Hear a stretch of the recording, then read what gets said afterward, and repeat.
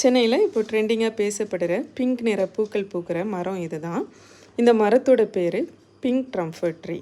இந்த மரத்தோட பூக்கள் பிங்க் நிறத்தில் பார்க்குறதுக்கு ட்ரம்ஃபர்ட் மாதிரியான ஷேப்பில் இருக்கிறதுனால இந்த மரத்துக்கு இந்த பேர் வந்துச்சு. இந்த மரத்தோட பொட்டானிக்கல் நேம் தபேபுயா ரோசியா. இந்த பூக்கள் அடிக்கடி செரி பிளாசம் பூக்கள் அப்படின்னு தப்பாக ஐடென்டிஃபை பண்ணப்படுற ஒரு பூ இது.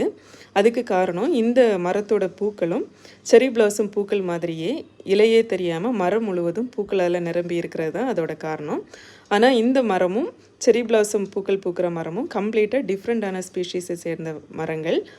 இந்த மரங்கள் நல்ல சூரிய வெளிச்சத்திலும் கம்மியான நீர்ப்பாசனம் இருக்கிற இடங்கள்லையும் நன்றாக வளரக்கூடிய மரங்கள்.